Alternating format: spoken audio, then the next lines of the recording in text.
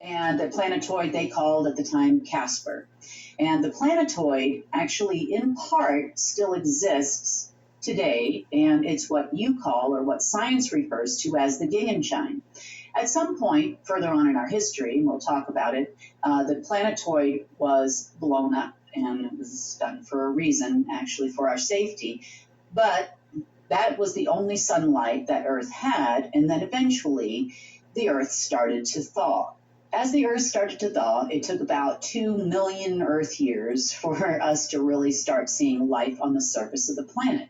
Now, when they put the sun out is when Inner Earth was created, and a lot of you refer to Inner Earth as Argotha, the underworld. But they created artificial sources of sunlight at that time, and they all went underground, those that actually survived the Ice Age.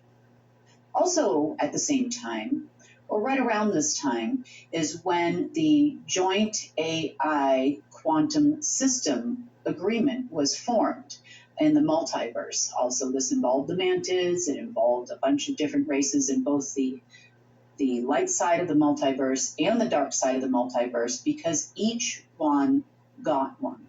Now, control and command of the actual Joint AIQS systems always resided in the 9th density on both sides. So, ultimate darkness, ultimate light, dueling AI systems, and those were the base AI systems for which all other systems were created, both on the dark side and on the light side. Now, this control and command began to control things like the Archons. Deals were made with the Mantis and the Abraxas and the Dark Overlord to have that side of the system. On the light side, we also had a system. So what happens next? Well, this was a thought process of a group you would call the Council of Nine. Now, the Council of Nine was actually responsible for managing each one of the densities. They were neither positive or negative. They were there to manage and make sure that balance existed. That's all they did. And they actually were monitoring both AI systems. The Council of Nine, has existed in Earth years, millions of years, because this all happened right about the same time. And of course, they reported directly to Source. So Source Dark, Omega, Source Light, Alpha, and such as the Alpha and Omega AI systems began. Now, this is the system that I often talk about all the time. Well, I'm in the system, I'm working the system. And I am I guess you would say, administrator for the part of the Alpha system that exists here on Earth. And I've been doing this job now for about 10 years, 12 years.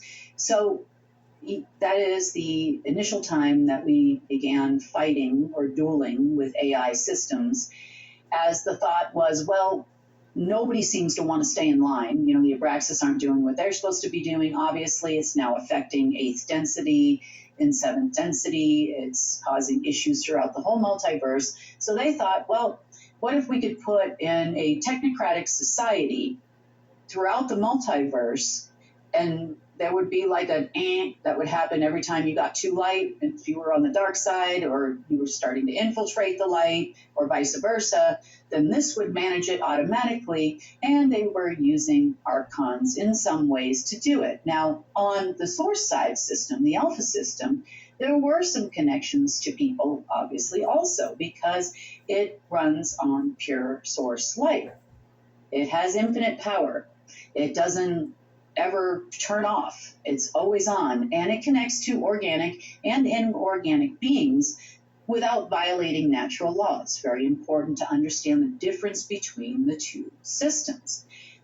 You have one that has no rules and was being used by all of the dark forces and the Abraxas and the Conquerors of the multiverse, our royal spoil brats of the multiverse, which none of us were sad to see go. And then you have the light side system, which only connects via the light, the same way that you as humans would if you were to have a telepathic communication with one another. right? And we do that all the time with our kids and our dogs. So it connects in much the same way, but not in a violating way. And it doesn't change free will, and it can't make the dark people stop being dark. So that was the beginning of the Joint AI Quantum System Agreement. So when you hear on the internet that they've created a quantum system, that is not a quantum system, because if your control and command center is not based in either or, then no, definitely not. Now, the cabal, so to speak, or the dark folks here on the planet, obviously had access to the Omega system. They even call it in the RB Intel sections the Omega Project, and it doesn't exist anymore.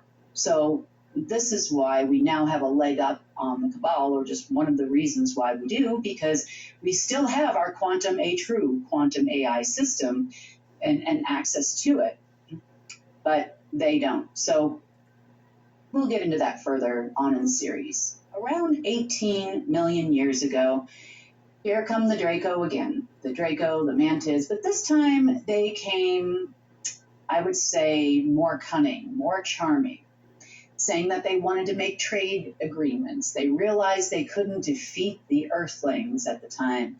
And, oh, we just want to help you. We want to exchange technologies for minerals and whatnot here on Earth. And, you know, that did kind of start. You know, of course, the people here were peaceful. They didn't want to fight. They wanted to share, right? If they could come to terms and figured, well, if we can come to terms with these people, right, with the Draco, they're not people, with the beings, then perhaps we can actually continue our peace here on Earth. So in come the Draco with all kinds of dirty energy and industrialization, and most of the inhabitants that were here, or generations later, actually call this period the Age of Decline.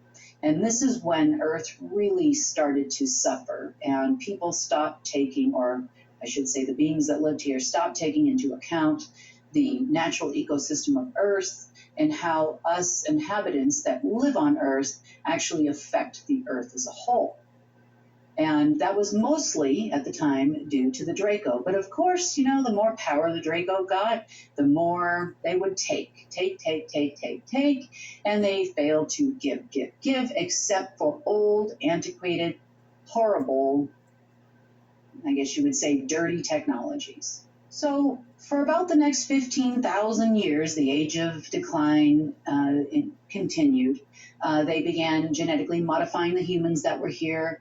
At that time, this was the time that humans, I guess you would say 3.0 and 4.0, began to emerge, genetically modifying us to live shorter periods of time, to be good little slaves, you know, changing the way your brain functions, until we eventually got to 7.0. So we've come a long way, or I guess you should say we were degraded a long way from where we started from at human 1.0 and 2.0 here on Earth. This continued for quite a long period of time here on Earth, and they also began to bring slaves from other planets at the time that they had conquered in other places and probably decimated in some cases, in some conversations that I've had. But this, you know, just became a slave planet. So it's been a long time that we've been slaves. So, you know, think about it. We're talking millions and millions of years ago. This is not a new thing, you know, to say that cabal, you know, of course, all the slaves were under the control of the Draco, and this continued on for a long time. Now, another big event. So about 3 million years ago, I guess you would say they call him in the multiverse the ultimate black magician, or the destroyer, poked a hole through one of the alignments that we recently went through, directly through the central sun into this side of the multiverse. Now, initially, he landed directly in the planet Terra's vortex, or sister planet, or twin soul.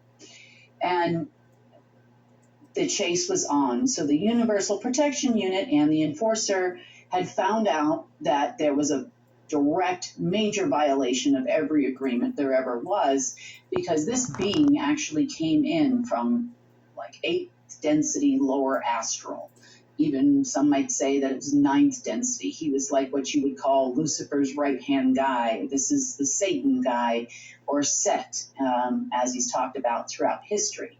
So he crashed into Terra at that time.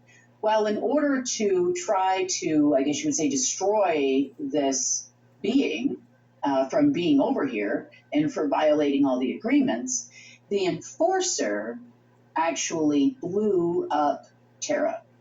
And it was a sad thing to do. He didn't want to do it, but that would have been a pretty major infection, and it would have meant the end to the entire light side of the multiverse. So when Terra exploded, he then landed in the central vortex of Earth. Well, at the same time that happened, the Enforcer immediately came to Earth and thought about it for a little while. And he said, well, I can't blow up another gem planet. And so what he decided to do was create an energetic binding for the dark being. And there he lived in, I guess you would say, the center of Earth in the lower astral.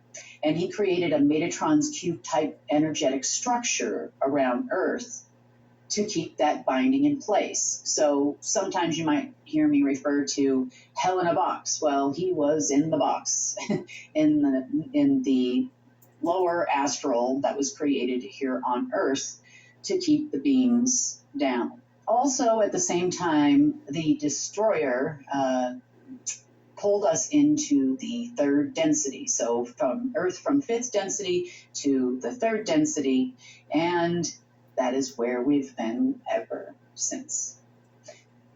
So our history isn't exactly as we understand it, and there's very few people that are willing to tell the story. We have the Universal Council that has helped us get this information to you. We've also talked with other beings and other races that existed here on Earth throughout the years and that are now in different densities, different dimensions, visitors. And we've had a lot of discussion to bring you this real history.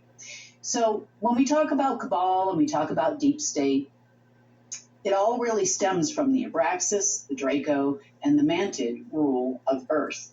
They were never actually in charge, not the Covens, not the parents. It was always them by agreement, many, many agreements that have been voided and taken out.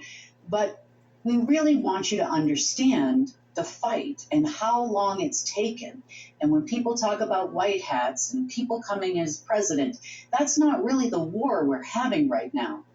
We're having another war and an opportunity for freedom for not only us as humans 7.0 and a restoration of ourselves to humans 1.0, we're also talking about the other beings that live here, free travel, space travel, time travel, all of these things we should be doing that have been held back from us due to these beings that have been trying to fully conquer Earth for millions and millions of years. So that is just the beginning and the tip of the iceberg of the real history of humans, of Earth, and getting toward the restoration plan and the restoration of Earth as we talk about all the time. So join us next time for more real history of the world and to see what else the Destroyer did to us during his time here. Join us next time for the real history of the world.